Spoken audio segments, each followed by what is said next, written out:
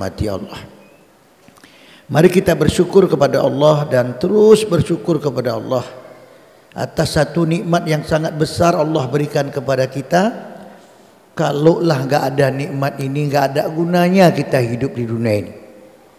Kalaulah tidak ada nikmat ini, enggak ada gunanya kita hidup jadi manusia. Luar biasa pentingnya nikmat ini. Dan nikmat ini kalau kita dapat pun tidak bisa kita wariskan. Dan bagaimana caranya lah supaya nikmat ini harus ada kepada kita. Kalau enggak ada kita cari, kita usahakan nikmat ini. Nikmat apalah itu? Itulah nikmat iman. Iman ini nikmat yang terbesar yang Allah berikan kepada kita. Bahkan pemberian Allah itu tergantung kepada keimanan kita kepada Allah Subhanahu wa taala. Tadi saya bacakan firman Allah, alladzina amanu wa lam yalbisu imanahum bizulmin ulaika lahumul amn wa hum muhtadun. Adapun orang-orang yang beriman itu kata Allah, yang dia tidak mencampur adukan keimanannya dengan kezaliman, Allah katakan ulaika lahumul am, orang itu kami berikan rasa aman. Jadi nikmat pertama yang Allah berikan kepada orang beriman itu adalah rasa aman. Ulaika lahumul am, aman dia. Memang orang beriman ini hidupnya lebih aman, lebih tenang, lebih bahagia. Banyak pak orang kaya tapi belum tentu dapat bahagia. Tapi ketika kita sudah dapat iman, ketentraman dalam hati itu ada. Orang beriman tuh enak aja. Di kantor masuk inspektorat biasa aja dah. Biasa aja inspektorat. Inspektorat masuk biasa aja. Di atas inspektorat BPK masuk biasa aja. Masuk bukan BPK pak, KPK. KPK itu kalau udah masuk 99% hilang. Ya kan? 99% kalau udah masuk KPK tuh kailuk dah. Biasa aja. Kenapa biasa aja? Orang beriman gak bikin salah. Insyaallah aman aja deh. Di jalan dia aman. Kenapa? Dia ada helm, SIM-nya lengkap, pajaknya pun dibayar. Aman aja deh. Ada polisi 1000 orang pun polisi dia biasa aja. Kenapa? Karena dia merasa aman. Tapi kalau kita ada salah, polisi lalu lintas tuh paling tahu dia orang ada SIM nggak ada SIM tuh tahu kali dia pak. Prit pinggir. Kenapa pak? Kenapa? SIM ada? Nggak ada pak. Kok tahu? Tahu kenapa? Dari bibir sama tangannya pak. Orang kalau nggak ada SIM nengok polisi itu bibirnya gemetar, tangannya gemetar. Tahu deh, pinggir. Nah orang bersalah nggak aman. Orang merasa bersalah tuh nggak aman. Maka orang beriman tuh merasa aman. Aman di mana? Di mana aja aman. Dulu ada orang bilang sama saya, Pak Ustadz, jangan buat rumah di tepi pantai. Kalau kena tsunami kayak mana?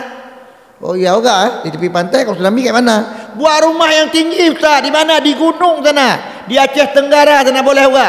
Di Gaya Luas boleh juga. Di mana lagi? Yang tinggi-tinggi lah. Aman? Enggak juga.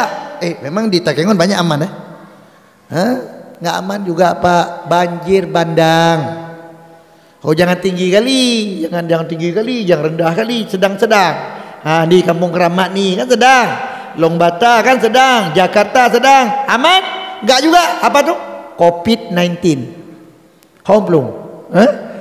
Tapi kalau kita mau aman ada. Di sisi Allah Subhanahu wa taala ketika kita beriman aman. Di dunia aman, di akhirat aman. Di akhirat nanti ketika huru-hara akhirat, matahari terjengkal dari kepala. Oh Pak tuh luar biasa Pak hari kiamat nanti. Tapi orang beriman biasa aja. Malah ada payung, dia tukang payung nanya, di mana beli payung? Saya udah lama nggak jual payung. Oh saya dikasih Allah karena saya baca Quran. Orang yang baca Quran nih, apalagi di bulan Ramadan, nanti Quran ini akan datang memberikan payung kepada kita. Maka nanti akan dapat dipayung dengan payung kemuliaan. Itu orang yang baca Quran. Orang beriman itu kapan aja aman. Di dunia aman, di akhirat aman, tenang aja dia. Nah Bapak Ibu sekalian yang dirahmati Allah, itu yang pertama. Orang beriman tuh akan diberikan rasa aman. Tidak ada susahnya dia. Apa aja senang aja. Sehatnya senang, sakitnya senang, Kayak mana pula sakit senang Pak? Orang beriman tuh kalau sakit, astagfirullah, astagfirullah. Dengan dia sakit Allah ampunkan dosa. Sebenarnya bagus juga kalau kita sakit Pak. Karena rupanya kalau orang sakit agak payah bikin dosa. Ya? Coba saya tanya Pak, ini kawan kita ini kan WH. Itu orang main cewek itu di ulele itu kira-kira sehat apa sakit? Ulele main cewek itu. Sehat apa sakit Pak? Jawablah sikit. Sehat? Sakit? Sehat. Sehat dia tuh. Enggak ada orang pacaran lagi demam, enggak ada Pak. Aku cinta padamu, enggak ada. Orang sehat Pak. Yang ngobot-ngobot tuh orang sehat. Orang berkelahi itu sehat. Macam mana kita mau kelahi kalau kita sakit? Yo berkelahi, maaf saya asam lambung. Enggak bisa Pak. Jadi sakit itu bagus. Dengan sakit kita terhindar dari dosa ya.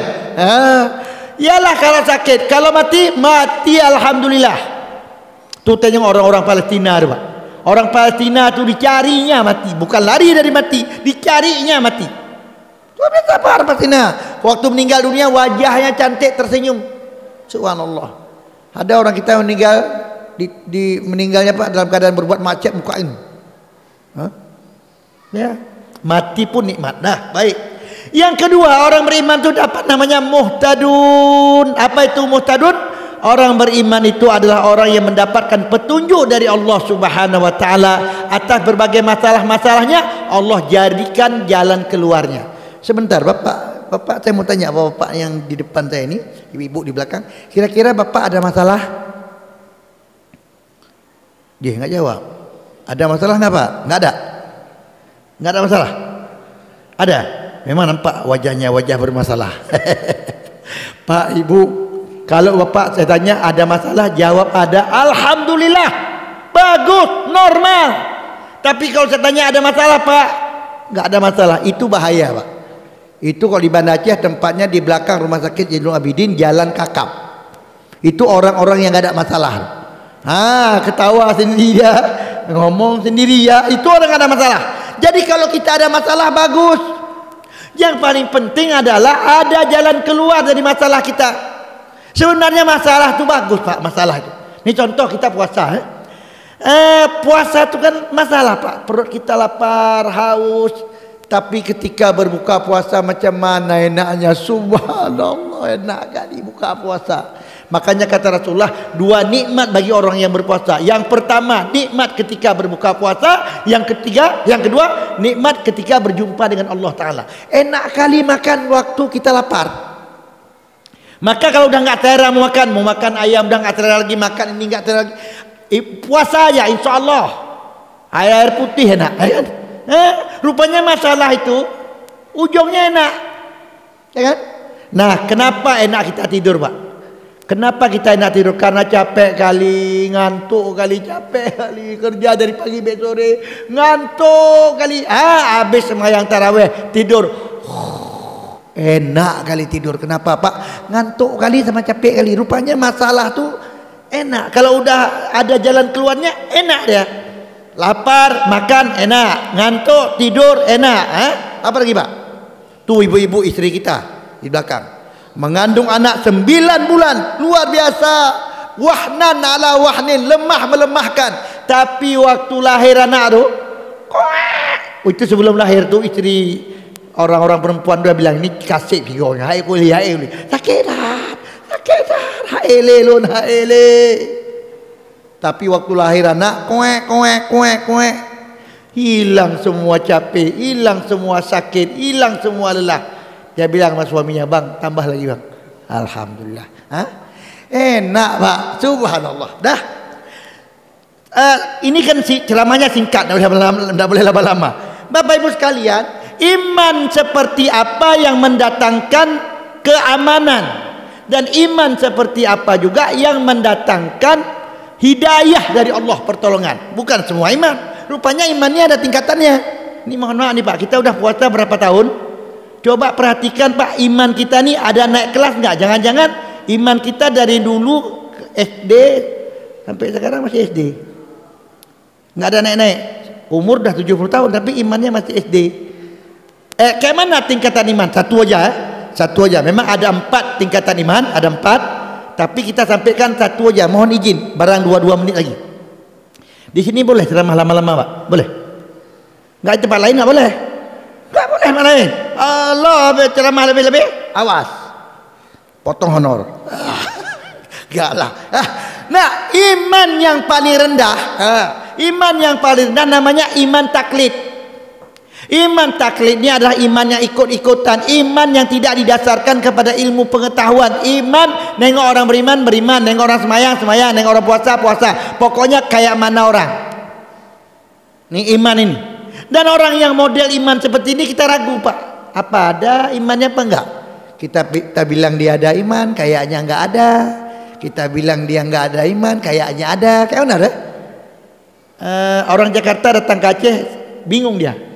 Ada anak perempuan pakai jilbab pacaran.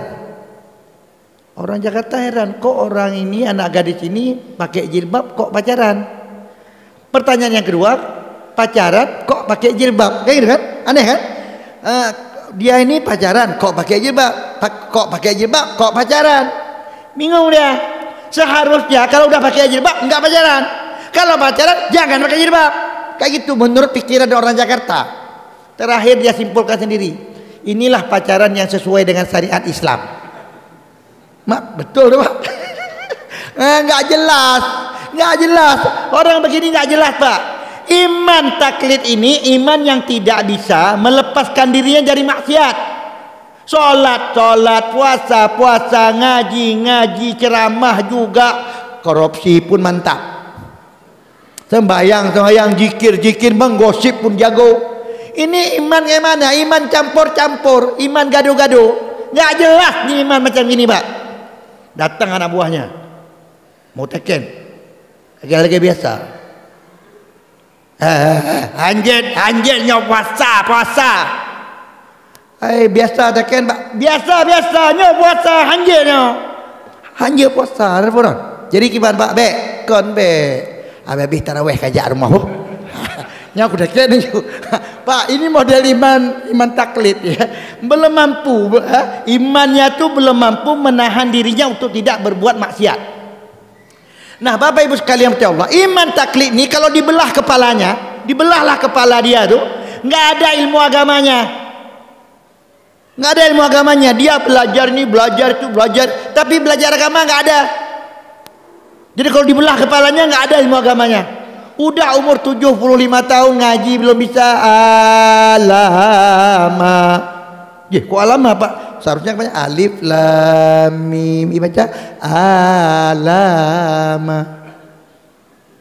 Saya ini beberapa hari ini, Pak, mentes orang baca Quran. Mau ikut apa tuh panwasli ya. Penting lah, kalau dah mau panwasli dah perlu dia kepala jenazah Islam. Tolong Pak, tes saya, alhamdulillah ada berapa orang lulus bagus. Nah, Bapak Ibu sekalian, udah tua nggak bisa ngaji. Kalau sholat, malaikatnya pun dah malas nulis. Waladhdallin, amin, bismillahirrahmanirrahim, qul huwallahu ahad. Besoknya waladhdallin, qul huwallahu. Akhirnya malaikat dah malas nulisnya. Waladhdallin, sama kayak kemarin. Hatta baroya lagi nyaci, cingoh lagi nyaci. Nggak ada perubahan. Nah, ini iman namanya iman taklid. Ada orang nanya sama saya, Pak Ustaz, kalau kita puasa Ramadan kentut ada batal? Gimana, Pak? Batal puasa, Pak? Kentut, Pak. Batal kan? Keragu, Pak.